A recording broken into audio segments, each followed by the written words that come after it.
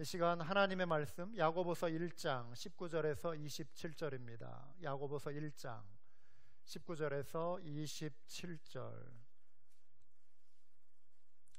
우리 같이 읽도록 하시겠습니다. 내 사랑하는 형제들아, 너희가 알거니와 사람마다 듣기는 속히 하고 말하기는 더디하며 성내기도 더디하라. 사람의 성내는 것이 하나님의 의를 이루지 못함이니라. 그러므로 모든 더러운 것과 넘치는 악을 내어버리고 능히 너희 영혼을 구원할 바 마음에 심긴 도를 온유함으로 받으라. 너희는 도를 행하는 자가 되고 듣기만 하여 자신을 속이는 자가 되지 말라. 누구든지 도를 듣고 행하지 아니하면 그는 거울로 자기의 생긴 얼굴을 보는 사람과 같으니 제 자신을 보고 가서 그 모양이 어떠한 것을 곧 잊어버리거니와 자유하게 하는 온전한 율법을 들여다보고 있는 자는 듣고 잊어버리는 자가 아니요 실행하는 자니 이 사람이 그 행하는 일에 복을 받으리라. 누구든지 스스로 경건하다 생각하며 자기 혀를 재갈 물리지 아니하고 자기 마음을 속이면 이 사람의 경건은 헛것이라. 하나님 아버지 앞에서 정결하고 더러움이 없는 경건은 곧 고아와 과부를 그 환난 중에 돌보고 또 자기를 지켜 새 속에 물들지 아니하는 그것이니라. 아멘.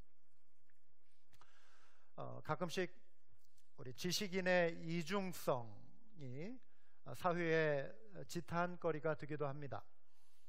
대학 교수, 목회자, 그리고 기타 여러 사회 지도층에 있는 분들이 그들의 삶에서 일으키는 이런 도덕적인 문제로 인해서 사회적인 문제, 큰 혼란을 불러일으키는 그러한 일들을 우리가 가끔씩 뉴스를 통해 접합니다.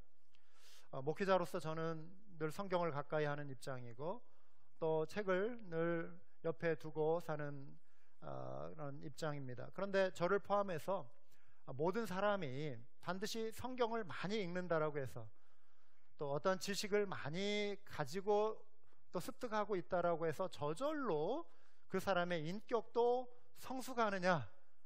그렇지 않다라고 하는 것이죠. 그것을 저는 잘 알고 있습니다. 여러분, 지식이 지식으로 끝나는 것만큼 어리석고 위험한 것도 없습니다. 우리 모두는 늘 뭔가를 배우고 익히는 사람들이죠. 말씀을 가까이 합니다. 그런데 그러한 알미 삶으로 연결되지 않을 때 문제가 생기는 것입니다. 지식이 순종이 되지 않을 때 우리 모두는 장차 하나님 앞에 서서 큰 책망을 받게 될 것입니다. 이 점에 관해 야고보는 3장 1절에 이렇게 경고하고 있습니다. 내 형제들아, 너희는 선생된 우리가 더 큰 심판을 받을 줄 알고 선생이 많이 되지 말라.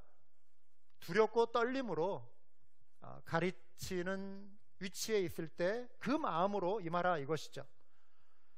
선생, 교사는 가르친 대로 살아가야 하는 사람들이죠. 또 실천하는 것을 가르쳐야 하는 그러한 책임이 있습니다. 하나님은 우리의 행함과 순종을 깊이 살피시는 분이십니다. 전도서 12장 마지막 결론 부분인 13절과 14절을 보시면 이런 말씀이 있습니다. 일의 결국을 다 들었으니 하나님을 경외하고 그 명령들을 지킬지어다. 이것이 모든 사람의 본분이니라. 하나님은 모든 행위와 모든 은밀한 일을 선악간에 심판하시리라.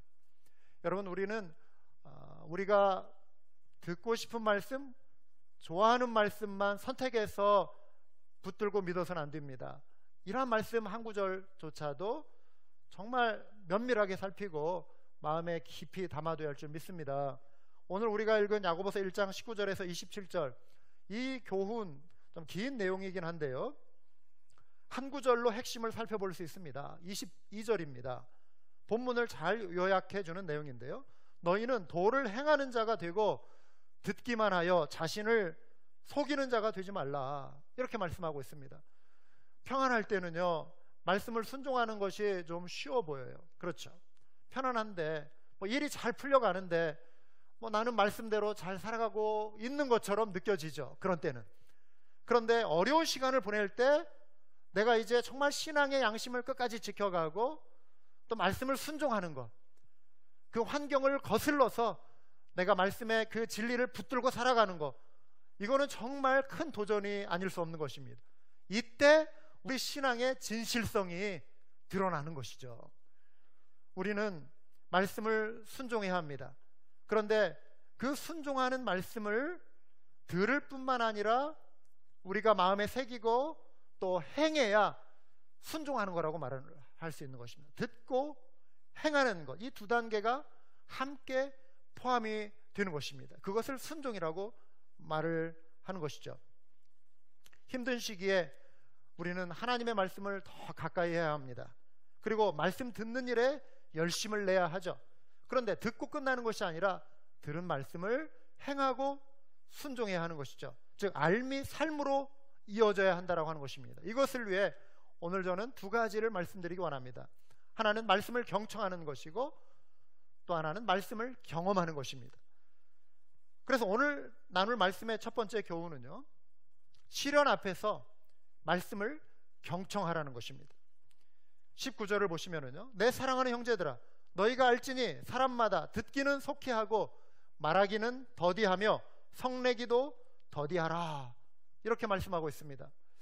요즘 일본에서요, 코로나 이혼, 코로나 별거라고 하는 말이 유행한다고 합니다. 뉴스를 보니까요, 경제적인 수입이 줄어들면서 어려움이 생기는 거예요. 가정에서 갈등이 생기고 또 막 스트레스가 많이 쌓이지 않겠습니까?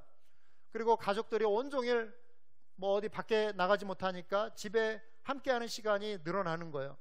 그러다 보니까 이렇게 부딪힐 수 있는 그런 가능성들이 자꾸 생기는 것이죠. 그래서 이 코로나 사태라고 하는 이 외부적인 이런 시련, 어려움, 참 이것도 우리가 지금 막 싸워가야 할 큰 하나의 도전인데 집 안에서조차 또 새로운 막 시련이 생기는 거예요. 그래서 여러분 밖에서도 근심거리가 있고 또 안에서도 막 근심거리가 새로 생기고, 사자성어로 이걸 뭐라고 하죠? 외우내환이라고 하잖아요. 외부의 시련은 지금 우리가 어떻게 통제할 수가 없어요. 조심은 할 수 있지만 우리가 그걸 우리의 어떤 힘으로 능력으로 지금 바이러스를 막 이렇게 없앨 수 있는 그런 상황이 아니란 말이죠. 그런데 우리 가정 안에서 우리 가족의 행복은 내 노력으로 내가 지켜갈 수 있습니다. 이 사실을 믿으시기 바랍니다. 이건 우리가 노력하면 우리가 이루어갈 수 있는 거예요. 여러분 요즘 아까 말씀드린 대로 어디 외출할 때도 없어요. 맘 놓고. 물론 요즘 조금 막 거리에 차들이 좀 많아지는 것은 사실인 것 같아요. 최근에 그 스티뮬러스 머니 펀드도 막 이렇게 주고 하니까. 근데 음식밖에는 어디 지금 쓸 데는 없어요. 그래도 어쨌든 경기가 좀 빨리 이제 돌아가게 하려고 한 건데, 사람들이 이제 거리에 나오고는 있지만 그래도 여전히 우리가 밖에 어디 나갈 수 있는데 제한되어 있고. 그런데 그런 상황에서 집안에 우리 가족 간에 갈등이 막 생기기 시작하면 얼마나 괴로워요. 어디 갈 데도 없는데 괴롭지 않겠습니까? 문제 터지고 나서 수습하려면 그것도 얼마나 힘이 많이 들어가는지 모릅니다. 미리 예방하는 것이 중요하죠. 서로 화목하게 잘 지내려면 오늘 읽은 이 말씀 중에 특별히 19절, 이 말씀을 잘 실천해야 합니다. 듣기는 속히 하고 말하기는 더디하는 것이죠. 상대방의 말을 잘 들어주고 깊이 공감해 줘야 합니다. 여러분 옆에 있는 사람이, 또 친구나 배우자, 아내나 남편이나 자녀가, 부모가 어떤 마음을 이야기하면 특별히 이제 부부 사이에서 이럴 수 있잖아요. 그런 거 가지고 그래. 당신만 힘들어. 나도 힘들어. 세상 사람들 다 힘들어. 이 개도 힘들어. 고양이도 힘들어. 여러분 이렇게 말하지 마시고, 많이 힘들겠구나. 얼마나 힘드세요. 상대방의 마음을 이렇게 헤아려주고 이해하려고 해야 합니다. 여러분 뭔가 부탁할 때 가능한 속히 응답해 주려고 해야죠. 요즘 같은 경우에 우리가 더 노력해야 합니다. 배로 노력해야 합니다. 경청의 기술이라고 하죠. 내 의견, 내 생각만 주장하려고 하는 것이 아니라 상대방의 의견을 존중하고 이해하는 것입니다. 요즘 같으면 재택근무하는 남편들, 또 우리 학교에 등교할 수 없는 아이들, 집에 이렇게 있잖아요. 그래서 엄마들 같은 경우에는 뭐 최소 2끼 그리고 뭐 3끼 이렇게 다 해줘야 하는 어떤 그런 가정들이 많지 않습니까? 코로나 이후로 유행하는 말이 또 있다고 그래요. 뭐 인터넷에 이렇게 나오는 말 가운데 요즘 유행하는 말 가운데 돌밥이라고 하는 말이 유행한다고 하지 않습니까? 돌아서면 밥 주세요. 돌아서면 엄마 밥. 엄마들 얼마나 힘들겠어요. 피곤하면 짜증도 날 수 있는 것이고요. 근데 그때 애들 막 뭐라고 하지 마세요. 또 밥이야. 뭐 먹은 지 얼마나 됐다고 이렇게 하지 마시고, 네가 키가 크려고 그러는구나. 너는 크게 될 아이야. 우리 자녀들 마음도 커지고 키도 커지고 인격도 커지고 너는 크게 될 아이야. 그러면서 이렇게 뭐라도 더 먹이시고, 물론 우리 어머니들 다 그렇게 잘하고 계실 줄 믿습니다. 가정 경제가 어렵다고 남편 공격하거나 바가지 긁거나 비난하지 마시고, 여보 우리 함께 기도하며 우리 인내해요, 힘내요, 이렇게 격려하는 그런 아내가 되시길 바랍니다. 자녀들이나 남편은요, 엄마가 해주는 음식 최고예요. 여보 당신이 해주는 음식 최고야. 반찬 투정하지 마시고 뭐든 맛있어요, 최고예요, 그러면서 드시기 바랍니다. 여러분, 좋은 음식, 맛있는 음식도 중요하지만 더 중요한 게 있어요. 격려하는 말, 인정하는 말, 사랑의 말, 이게 중요합니다. 가정의 행복은 여기에 달려 있는 것이죠. 그래서 코로나 사태 때 우리는 듣기는 속회하고 말하기는 더디하고 또 성내기도 더디하는 이 교훈의 말씀을 실천하는 우리 모두가 되어야 할 줄 믿습니다. 그런데 여러분, 이 말씀은요, 우리 인간관계의 경청의 기술뿐만 아니라 하나님의 말씀을 경청하는 것, 하나님의 말씀을 잘 듣는 것, 속히 듣는 것, 여기에도 해당이 됩니다. 문맥상 오히려 이제 이게 하나님의 말씀으로 이렇게 이어지고 있습니다. 말씀과 관련해서요, 21절을 보시면, 그러므로 모든 더러운 것과 넘치는 악을 내버리고 너희 영혼을 능히 구원할 바 마음에 심어진 말씀을 온유함으로 받으라. 여기서 말씀을 받으라, 말씀을 듣는 것을 속히하라, 그 적용으로 지금 야고보가 이 독자들을 이끌어가고 있습니다. 온유함으로 말씀을 받으라, 말씀을 대하는 태도이죠. 겸손의 태도입니다. 예를 들어서 이런 마음가짐이죠. 하나님, 지금 저에게 무엇보다도 필요한 것이 하나님의 말씀입니다. 하나님, 저는 하나님의 말씀을 떠나 살 수 없습니다. 말씀이 없이 저의 약함과 저의 악함과 죄를 제거할 수 없습니다. 말씀의 능력이 없이는 저는 아무것도 할 수 없는 존재입니다. 하나님의 말씀이 저를 구원하는 줄 믿습니다. 오늘도 말씀으로 새롭게 해주십시오. 그러면서 이 말씀을 대하는 것입니다. 이러한 태도가 겸손의 태도이죠. 말하기는 더디하라, 이 교훈을 하나님의 말씀과 연결시켜 보면은 말씀 앞에서 우리 자신을 먼저 충분히 돌아보고 또 다듬은 다음에 다른 사람에게 말씀을 전해주고 가르치라라는 그런 의미이기도 합니다. 자칫 나의 인격을 돌아보고 갈고 다듬지 않은 상태에서 그냥 지식이나 학위만 앞세워서 남을 가르치는 자리에 서면은요, 우리 서론에 말씀드린 것처럼 지식인의 이중성이라고 하는 그러한 함정에 빠질 수가 있는 것입니다. 여러분, 말씀을 우리 자신에게 먼저 적용해야 돼요. 나에게 먼저 가르쳐야 돼요. 내가 돌아보고 내가 그 말씀을 실천하고, 그리고 받은 은혜로 말씀을 전할 때 그 말씀이 능력 있게 상대방에게 또 전달이 되는 것 아니겠습니까? 그렇지 않으면 불행한 결과를 초래하는 거예요. 교사이든 목사이든 성도이든 신앙생활의 기본을 잘 지켜야 돼요. 기본을 잘 지켜야 돼요. 기본. 뭐 위대한 말씀 뭐 이런 거 가르치려고 막 애쓰기 전에 먼저 신앙의 기본을 내가 먼저 잘 지키는 거, 이거 중요합니다. 교사이기 전에 바른 교인이 되어야 하고, 목사이기 전에 바른 성도가 되어야 하는 것이죠. 성도들도 신앙의 이중성을 조심해야 합니다. 교회에서의 모습과 가정에서 모습이 다르면 안 돼요. 교회에서 모습과 일터에서 모습이 다르면 안 되는 것입니다. 늘 하나님 앞에서 행하는 일관된 신실함과 겸손함이 필요한 줄 믿습니다. 그래서 야고보는 모든 더러운 것과 넘치는 악을 내어버리라 이렇게 권면하고 있습니다. 말씀을 온전히 내가 받아들이기 위해서는요, 내 마음을 좀 이렇게 정리해야 돼요. 여러분, 집에 뭐 냉장고를 새로 교체하려고 하면 옛날 낡은 거, 고장난 거 이거 치워야 하잖아요.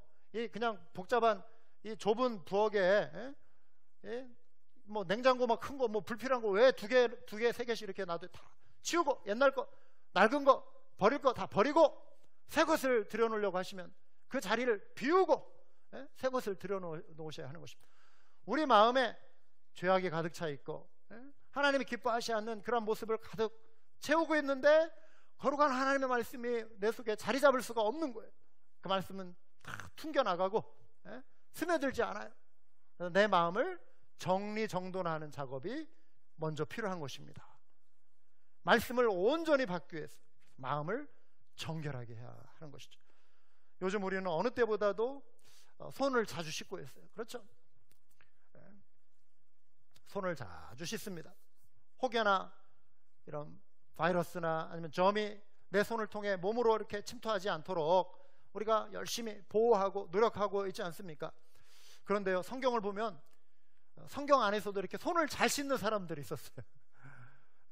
손을 잘 씻는 사람, 자주 씻는 사람들, 복음서에 있어요.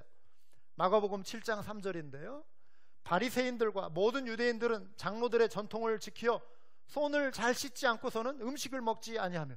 보세요, 2000년 전에도 손을 잘 씻는 사람들이 있었어요. 손을 잘 씻는. 그런데 이들은 뭐 바이러스 예방을 위해서 손을 잘 씻는 것이 아니라 그들이 지키려고 했던 그 율법의 유대인의 정결 예식, 이것을 실천하기 위해서 손을 씻었습니다. 씻지 않는 손으로 음식을 먹는 것은 부정한 손으로 부정한 손이다. 그래서 율법에 근거한, 율법의 기준으로 볼 때 부정한 것이다. 그래서 이들이 식사 때마다 누가 손을 씻고 밥을 먹나, 그렇지 않나, 식사를 하나 이렇게 딱 살피는. 예수님의 제자들이 손을 씻지 않고 이렇게 음식을 먹는 걸 보고 딱 집어내가지고 나무라고 이렇게 정죄하기 시작했죠. 비난한 것입니다. 근데 예수님께서 지금 이 청결함의 문제를 물론 어떤 위생적인 아니면 율법적인 관점에서 이런 차원보다도 그 마음에서 나오는 이 죄와 관련해서 지금 예수님이 청결의 기준으로 유대인들에게 답변하시는, 대응하시는 내용이 이어져서 나오죠. 무엇이든지 밖에서 사람에게로 들어가는 것은 능히 사람을 더럽게 하지 못하되 사람 안에서 나오는 것이 사람을 더럽게 하는 것이다.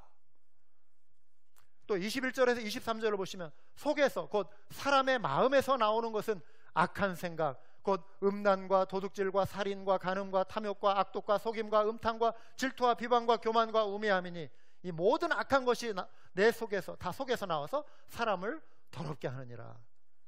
그러니까 손 잘 씻는 거 이런 어떤 외적인 이런 거에만 신경 쓰지 말고 내면을 잘 살피라. 내면을 살피라. 여러분, 우리는 종교적 위선을 경계해야 합니다. 우리 신앙인의 위중성, 지식인의 이중성을 경계해야 돼요. 남들 앞에서는 믿음이 있는 것처럼 경건한 것처럼 보이지만 정작 마음에는 온갖 죄로 물들어 있다면 하나님의 말씀을 온전히 받아들일 수가 없는 거예요. 손을 씻을 때, 그래서 여러분 마음도 함께 좀 씻어보시면 어때요? 마음도 그 시간에 같이 씻는 거예요. 손 씻을 때. 그래서 기도하면서 손을 씻으시기 바래요. 손 씻고 뭐 20초라고 했지, 그러니까 1초, 2초 뭐 이 시간 숫자만 세지 마시고 기도하시면서, 주님, 제 손의 먼지와 불결한 것을 씻어내듯 제 마음에 있는 죄의 바이러스, 죄로 물든 이 생각을 예수 그리스도의 보혈로 씻기 원합니다. 주님, 제 마음을 정결하게 해주십시오. 손을 씻을 때마다 기도하시기 바라요. 우리가 이렇게 실천한다면 우리의 영혼은 정말 정결한 그릇으로 변화되어서 하나님의 말씀을 더 풍성하게 담아내고 우리의 마음이 은혜로 충만할 줄 믿습니다. 그 말씀이 우리의 영혼을 능히 죄에서 구원하며 거룩한 주의 백성으로 변화시켜 주는 것이죠. 그런데 여러분, 우리가 변화됩시다, 우리 작년에 변화에 대해서도 이야기 많이 했잖아요. 그런데 말씀이 우리를 변화시키는 거 사실인데요, 그 이전에 중요한 거 있어요. 말씀으로 내가 거듭나야 돼. 거듭나는 거 중요해.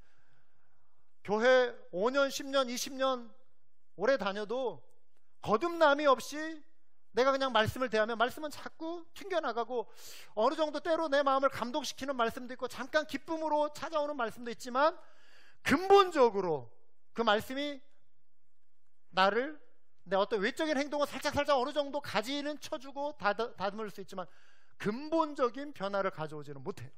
내가 거듭나야 돼. 하나님의 생명으로, 하나님의 자녀로 새롭게 태어나야 하는 거예요. 내가 하나님 앞에서 죄인이라고 하는 거, 하나님을 배반하고 살아온 죄, 하나님 노릇한 죄, 불순종의 죄 회개하고, 온전한 회개, 찔림이 있고 돌이킴이 있어야 돼요. 죄에 대한 아픔이 있어야 돼요. 여러분, 이런 어떤 변화의 시간이 필요한 거예요, 죄에 대해서. 그리고 예수 그리스도의 보혈의 공로가 나에게 얼마나 소중한 것인지, 주님이 없이는 내가 정말 구원받을 수 없다라고 하는 이 보혈의 공로의 은혜가 내 속에 확 와야 돼요. 이게 거듭남. 그럴 때 내가 종교적 위선을 떨쳐내고 참된 신앙의 인격을 이제 갖추고 성장해 가게 될 줄 믿습니다. 말씀을 경청하는 것 중요합니다. 두 번째 교훈은 시련 앞에서 말씀을 경험하라는 것입니다. 말씀을 경험하라. 22절에 너희는 말씀을 행하는 자가 되고 듣기만 하여 자신을 속이는 자가 되지 말라. 말씀을 듣고 행하지 않는 것은 자신을 속이는 것이라고 그랬죠. 그래서 말씀을 읽을 때 여러분, 기쁨이 있고 또 감격이 있지만 그 마음이, 그 기쁨의 마음이 내 삶의 변화로 이렇게 이어지도록, 그 순간적인 기쁨, 그 감동이 이제 한 주간을 살아나가는 삶 속에서 내 삶을 이렇게 변화시켜가는 그런 과정이 될 수 있도록 해야 돼요. 우리가 여러분 어려울 때 찬양하면서 찬송가에 정말 너무나 좋은 가사들 많잖아요. 환난과 핍박 중에도 성도는 신앙 지켰네. 이 찬양 얼마나 좋아요. 하면서 믿음이 생기는 것 같고 용기가 생기는 것 같고, 그 찬양을 부를 때는 나도 어떤 삶의 도전이 와도 시련이 와도 막 이겨낼 수 있을 것 같은데, 딱 돌아서서 팍스뉴스 틀어보자, 딱 켜보고 CNN 좀 이렇게 보자, 뉴스 좀 보자 그랬는데 웬걸 벌써 그냥 34,000명이 그냥 사망하고, 이거 언제 어떻게 이렇게 막 끝날지 모를 것 같고, 어려워진 형편 생각하면 또 막 마음이 무너지고 근심이 생기고 두려움에 휩싸이고, 또 여러 가지 삶의 형편들 막 또 돌아보면은 낙심이 되고 불안에 짓눌리고, 또 그냥 외로움이 찾아오고 절망의 나락으로 힘들어지고, 그러면은 방금 5분 전에 불렀던 환난과 핍박 중에도 성도는 신앙 지켰네. 여러분, 이 찬양과 이 마음은 뭐냐는 거죠. 그러니까 그 찬양 부를 때 기쁨이 있었을 것 같아요. 분명히 기쁨이 있었어요. 근데 그 기쁨이 내 삶의 능력으로 작용하도록, 그거를 지키고 유지하고 내 삶을, 내 마음을 변화시키는 쪽으로 내가 집중해야 하는 거예요. 할렐루야. 씨 뿌리는 농부의 비유를 가만히 보세요. 여러분, 네 종류의 밭이 나오잖아요. 길가, 돌밭, 가시떨기, 좋은 밭. 근데 돌밭에 뿌려졌다는 것은 말씀을 듣고 즉시 기쁨으로 받되, 그 속에 뿌리가 없어 잠시 견디다가 말씀으로 말미암아 환난이나 박해가 일어날 때는 곧 넘어지는 자요. 넘어져 버린대요, 환난과 시련 앞에서. 또 가시떨기에 뿌려졌다는 것은 말씀을 들으나 세상의 염려와 재물의 유혹에 말씀이 막혀 결실하지 못하는 자요 그랬어요. 그러니까 마음을 기경하고 돌 다 좀 제거하고 가시떨기 이런 뿌리도 다 제거해야 좋은 땅이 되는 거. 좋은 땅. 그러니까 말씀이 뿌리 내려 열매 맺으려면 내 마음을 먼저 정리하는 게 중요하다. 앞부분에서 말씀드렸어요. 집에서 애들이 돌밥 하는 거 여러분 괜찮아요? 그런데 발음을 잘 들으시기 바랍니다. 우리 마음이 돌밭이 되면 안 돼요. 돌밭이 되어서는 안 돼요. 열매 맺는 밭은요, 말씀을 듣고 깨닫는 것이라고 그랬어요. 깨닫는 것. 좋은 밭은 말씀을 듣고 깨닫는 사람이래요. 깨닫는다는 것은 영어로 understand, 이해한다. 그 말씀의 의미를 확실히 받아들이고 아하 모먼트. 아, 이렇구나. 말씀의 능력이 이런 거구나. 말씀이 이것이구나. 그래, 내가 이렇게 살아야지. 그 아하, 그 순간이 우리 속에 필요합니다. 깨닫는 거예요. 깨닫는 거. 그럴 때 이 말씀이 내게 능력으로 확 다가오는 거예요. 그리고 그 말씀대로 살고 싶으면 막 열망이 생기는 거예요. 그냥 머리만 귀만 잠시 기쁘고 그냥 오락거리로 그냥 이런 어떤 예배를 이렇게 참여하고 그냥 좋은 말씀, 정말 유명한 분들의 어떤 말씀을 우리가 들을 수 있죠. 그러나 내 귀를 즐겁게 하고 그냥 그 시간을 보내기 위한, 내 마음에 잠깐 동안의 위로를 받기 위한 그런 말씀으로 듣고 돌아서서 잊어버리면 그 말씀이 내게 열매 맺히지 못하는 거예요. 깨달으라, 깨달으라. 단 한마디 말씀을 들어도, 한 구절을 읽어도 깨달으라. 내 것으로 삼으라. 할렐루야. 여러분, 행한다는 것은 말씀을 주장하는 거예요. 말씀을 경험하는 것입니다. 말씀을 경험하며 사는 거. 말씀을, 그 능력을, 말씀이 나를 살렸다. 할렐루야. 말씀이 내게 힘이 된다. 할렐루야. 그 말씀이 그냥 나를 두려움을 이기게 하고 단잠을 자게 하고 염려 근심을 몰아내는, 물리치는 능력으로 말씀을 주장했더니, 말씀의 검으로 그냥 물리쳤더니 원수가 떠나가고 물러가고, 하나님의 말씀, 능력 있는 말씀, 말씀을 경험하며 사는 삶이죠. 할렐루야. 여러분, 당장 환경이 변화되지 않아도 믿고 나가는 것입니다. 말씀을 대할 때만 잠시 기쁨이 있고, 그런데 가족 중에 누가 그냥 언짢게 하면, 일터에서 좀 힘들면 즉시 그냥 험한 말이 나가고 성을 낸다면, 또 환경을 바라보면서 낙심하고 근심에 휩싸인다면 이거는 자신을 속이는 것이 된다. 오늘 말씀하고 있는 거예요. 이런 모습을 야고보가 딱 좋은 비유로 들어서 설명했는데요, 거울을 보고 돌아서서 잊어버리는 사람과 같대요. 여러분 다 오늘 한번 거울 다 보셨잖아요. 거울 한 번씩 다 보셨잖아요. 거울 보고 내 모습을 다듬을 걸 고치지 않고 그냥 돌아서서 잊어버린다. 야고보서 1장 23절에서 25절, 누구든지 말씀을 듣고 행하지 않으면 그는 거울로 자신의 생긴 얼굴을 보는 사람과 같아서 제 자신을 보고 가서 그 모습이 어떠했는지를 곧 잊어버리거니와 자유롭게 하는 온전한 율법을 들여다보고 있는 자는 듣고 잊어버리는 자가 아니요 실천하는 자니 이 사람은 그 행하는 일에 복을 받으리라. 할렐루야. 주의 은혜를 순간의 기쁨으로 그냥 끝내고 잊어버리는 것처럼 안타까운 일이 또 어디 있겠습니까? 여러분, 우리 1년 동안 얼마나 많은 말씀을 들어요. 우리 은혜 받은 부흥이 얼마나 많아요. 그 말씀 들을 때는 나도 막 일평생 그렇게 살 것처럼 생각하는데 잊어버린다 그러면 잊어버린다. 그 망각을 정당화해서도 안 돼요. 말씀을 지키려고 해야 돼. 지키려고. 성령께서 마음에 감동을 주실 때 바로 순종하고 또 미루지 마시기 바라요. 언젠가 해야지. 좀 감정이 좀, 기분이 좀 괜찮아지면 1년 뒤에 이 말씀 실천할 거야 이러지 마시고 감동이 오실 때 즉시 실행하시기 바라요. 그래야 그 말씀이 나에게 능력으로 임하는 거예요. 그런데 약속하지 않아요. 순종으로 행하는 그 일에 복을 받는다. 복을 주신다. 그 복을 경험하는 게 바로 말씀을 경험하는 삶이에요. 두 가지 실천을 오늘 본문에서 제시합니다. 첫째는 26절에 나오는데요, 혀를 통제하라 그랬어요. 누구든지 스스로 경건하다 생각하며 자기 혀를 재갈 물리지 아니하고 자기 마음을 속이면 이 사람의 경건은 헛것이라.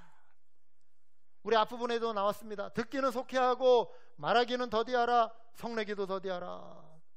다른 거 잘하다가 여러분, 우리 누구나 다 그런 경험 한 번씩 있어요.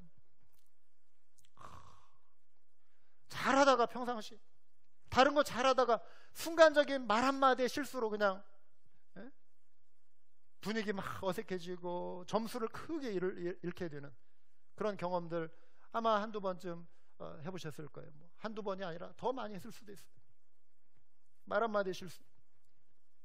성경에 보면은 잠언서에 경우에 합당한 말은 아로새긴 은쟁반의 금사관이라. 적절하게 그 상황에 맞는 그 한마디의 말.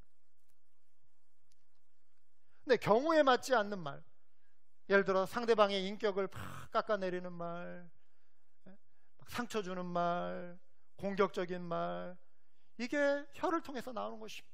우리 야고보서에 보면 뒤에도 이제 이런 내용 많이 나와요. 말의 통제와 관련해서 성경이 많은 말씀을 하고 있죠. 에베소서 4장 31절과 32절, 너희는 모든 악독과 노함과 분냄과 떠드는 것과 비방하는 것을 모든 악의와 함께 버리고, 그렇죠. 버리고. 늘 우리는 먼저 비움이 필요해요. 버리고 채우는 거예요. 그리스도인의 신앙은. 그렇죠? 비움과 채움, 버리고 채우는, 서로 친절하게 하며 불쌍히 여기며 서로 용서하기를 하나님이 그리스도 안에서 너희를 용서하신 것 같이 하라. 사랑하는 여러분, 우리는 성도로 부름받은 존재예요. 거룩한 백성이라고 하는 것입니다. 그게 우리의 신분이에요. 거듭난 하나님의 자녀는 신분이 바뀐 거잖아요. 우리의 위상이 이제 달라진 거예요. 우리의 신분이 세상적인 어떤 지위나 명예나 권력이나 재산에 의해서 평가되는 게 이게 세상적인 기준인데, 우리는 그런 거와 상관없이 하나님 앞에서 내가 거룩한 백성으로 살아간, 우리가 이제 품위 있는 존재, 거룩한 백성답게 거룩한 존재. 그래서 언어도 우리의 신분에 맞춰서 이제 바뀌어야 하는 거예요. 그렇죠. 언어가 바뀌어야 돼요. 제일 먼저 거듭난 하나님의 백성들에게서 나타나는 제일 먼저 찾아오는 특징 중에 하나가 언어의 변화예요. 말이 바뀌는 거예요. 온유해지고 부드러워지고 온화해지고, 당장 바뀌진, 점차적으로.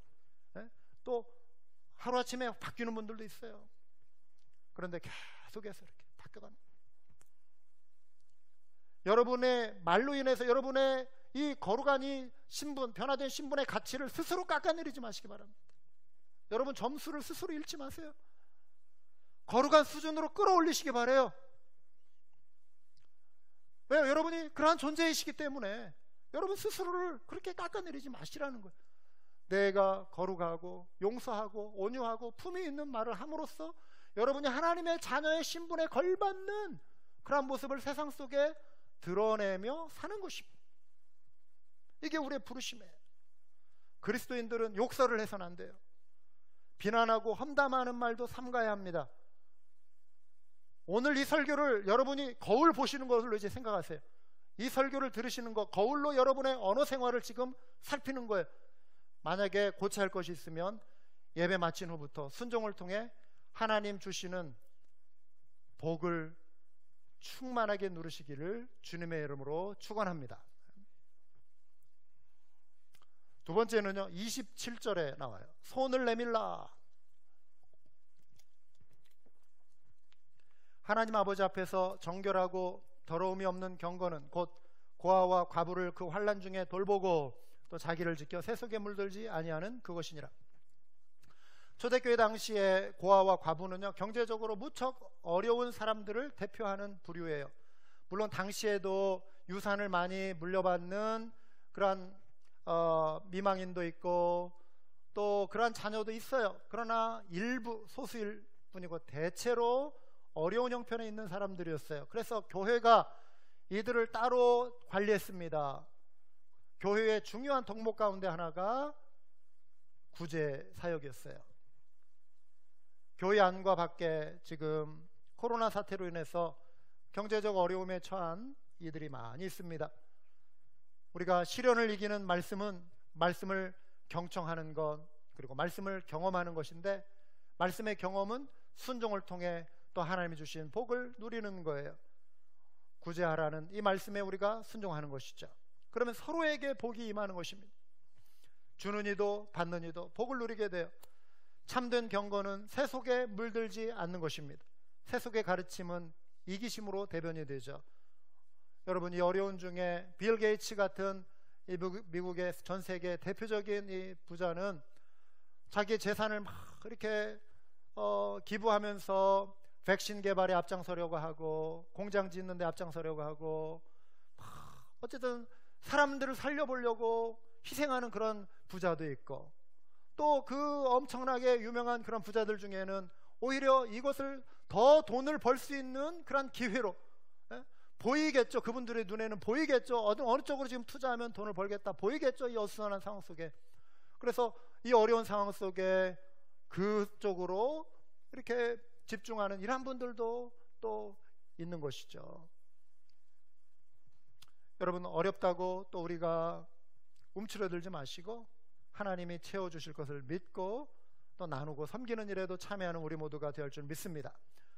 그래서 우리 교회도 이 어려운 때 어떻게 선한 사마리아인이 될 것인가, 그 역할을 할 것인가, 그 역할들을 우리도 계속해서 좀 찾아볼 수 있기를 원하고요. 네, 하나님은 하나님의 자녀의 삶을 돌보십니다. 하나님의 자녀들의 삶을 책임져 주세요. 그리고 그 복의 통로로 또 하나님의 사람들을 사용하십니다. 우리가 그 행하는 일에 복을 받을 수 있는 우리 모두가 되어야 할 줄 믿습니다. 그래서 결론은 시련 앞에서도 우리가 말씀을 경청하는 것입니다. 또 시련 앞에서도 말씀을 경험하는 것입니다. 그래서 이들에게 하나님은 하늘의 복으로 넘치게 채워 주실 것입니다. 우리 한번 기도하시겠습니다.